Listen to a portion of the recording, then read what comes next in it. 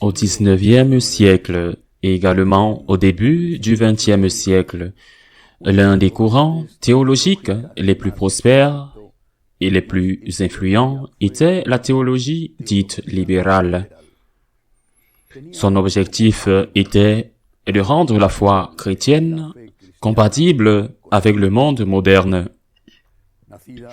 Née et développée principalement au sein du protestantisme allemand, elle s'attachait à détruire tout ce qui était dogmatique et à éliminer tout ce qui avait un caractère surnaturel. Par exemple, les miracles.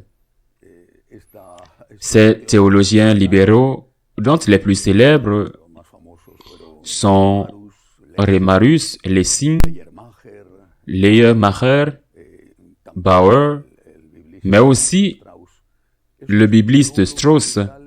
Ces théologiens libéraux, dans le but de rendre ce qui restait du christianisme digeste pour le monde moderne, sont arrivés à la conclusion que, comme je l'ai dit, tout ce qui était surnaturel était mythique, avait été inventé et que par conséquent les évangiles n'avaient aucune rigueur historique, ce qui empêchait d'accéder à la figure authentique de Jésus.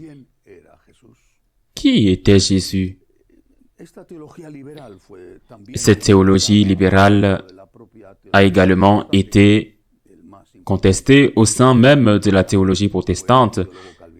Le plus important de ses opposants était le théologien calviniste suisse Karl Barth, qui a remis l'accent sur l'importance de la parole.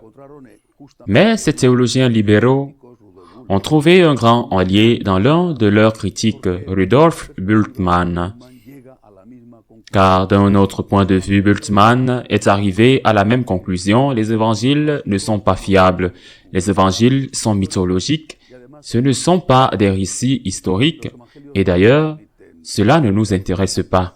Les évangiles ne nous permettent pas de nous rapprocher de l'identité du véritable Jésus historique, et d'ailleurs, cela ne nous intéresse pas. Peu importe le Jésus historique qui, selon lui, n'était qu'un rabbin juif, moralisateur, et qui a été déifié plus tard par saint Paul, le véritable fondateur du christianisme. Ce qui compte pour Bultmann, ce n'est pas le Jésus historique, mais ce qu'il appelle le Christ du kérigme, le Christ de la foi. Ce qui compte, c'est le message, mais sans rapport avec la figure de Jésus qui nous est pratiquement inconnue et qui ne nous intéresse pas. Le but, je le répète, était de rendre le christianisme, ce qui restait du christianisme, compatible avec le monde moderne.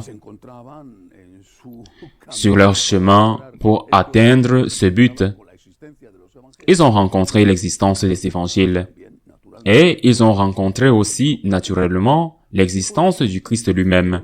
Et alors, ils ont décidé d'éliminer le Christ et de jeter le soupçon sur son historicité ou, en tout cas, sur sa divinité. Le Christ les gênait et ils ont dû l'éliminer. En voyant cela, on se rend compte qu'il n'y a rien de nouveau sous le soleil, parce que c'est exactement ce qui se passe en ce moment, mais pas au sein de l'Église, de la communauté luthérienne et calviniste, mais au sein de l'Église catholique. C'est la même chose. Et c'est la même chose parce que maintenant, au sein de l'Église catholique aussi, on essaye de faire en sorte que le message de Jésus puisse être accepté par le monde,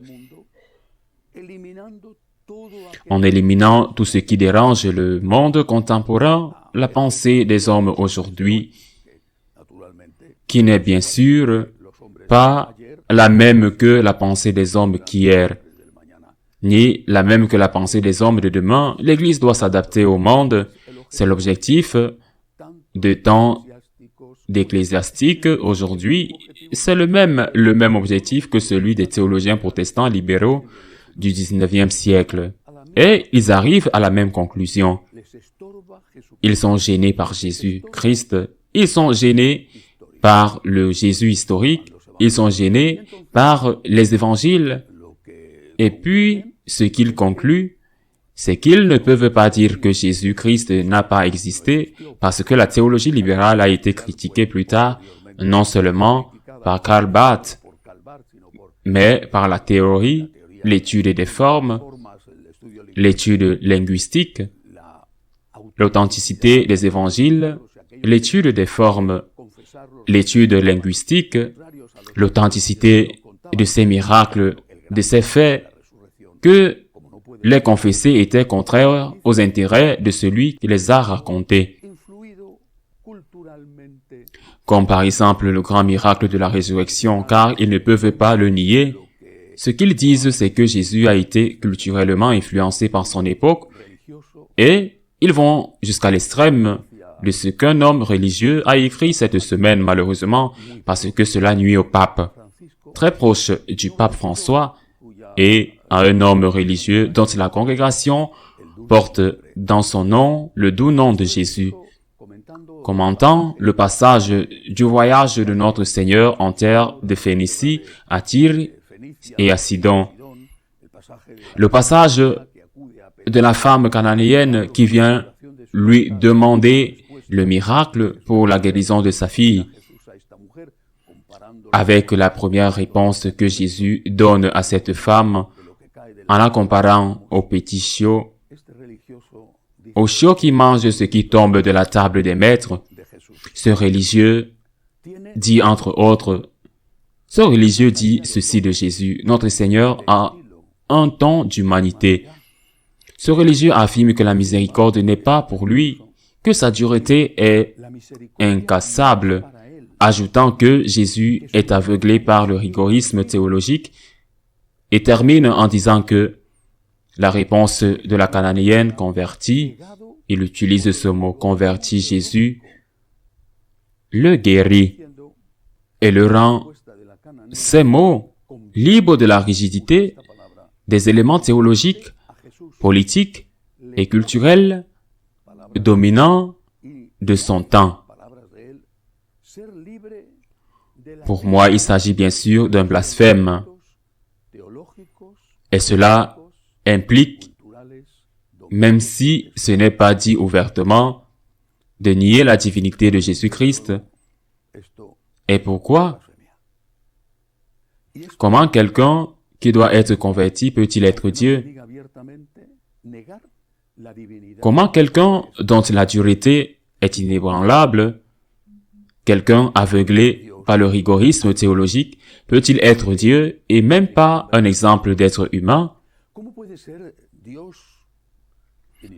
Comment ce qui vient de quelqu'un qui n'est pas libéré de la rigidité des éléments théologiques,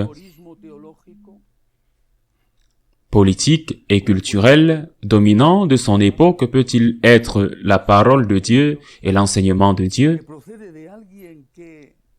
Cette semaine encore, une femme religieuse influente a déclaré que si Jésus n'a pas accepté le sacerdoce féminin, c'est parce qu'il était influencé par la culture de son époque.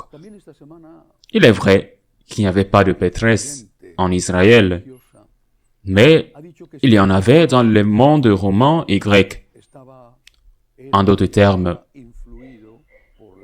il ne tue pas Jésus comme le font les théologiens libéraux en disant qu'il n'a pas existé, qu'il est un mythe, une légende, ou que ce qui a existé, qui sait pourquoi nous ne pouvons pas le connaître et qu'il était tout au plus un rabbin juif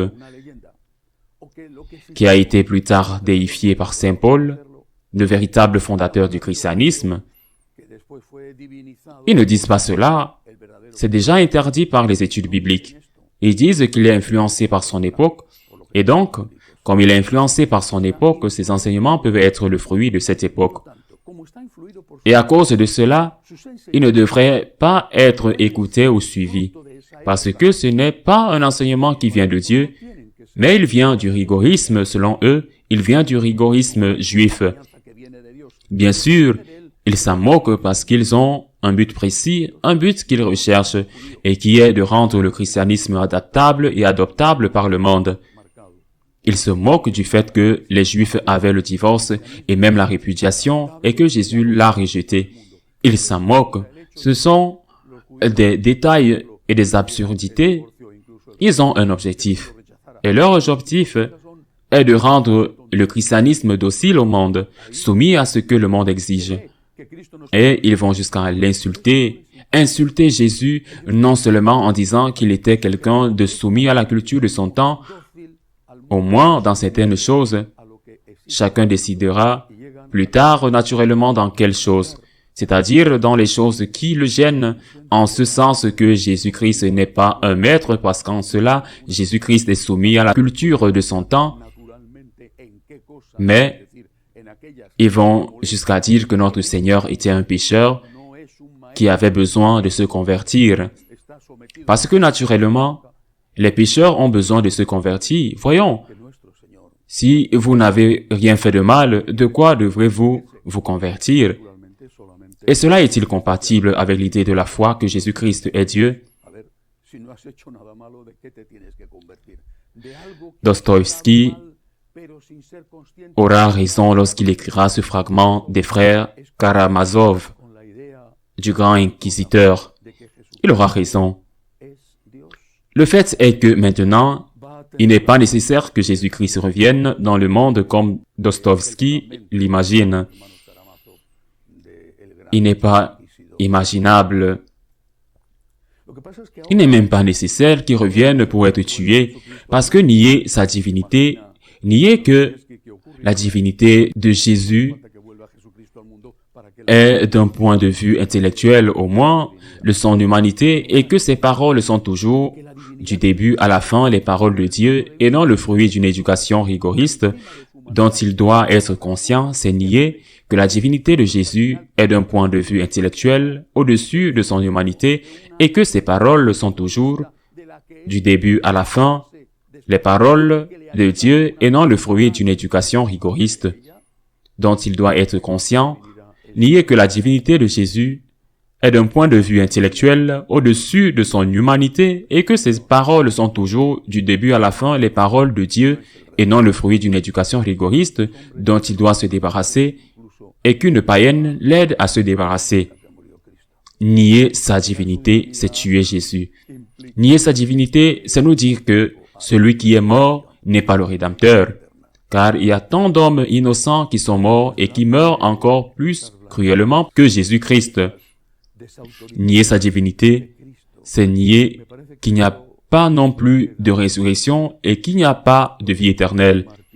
Eh bien, face à ces blasphèmes, face à ces reniements du Christ, il me semble qu'il ne reste plus qu'à dire ce que les martyrs ont dit lorsqu'ils ont été conduits devant le peloton d'exécution, ces religieux espagnols et mexicains, ou ceux qui ont affronté Hitler en Pologne, en Allemagne, en Hollande, ceux qui ont déjà été déclarés martyrs ou qui le seront, et qui, face à la mort, ont osé dire « Viva Cristo Rey », vive le Christ roi.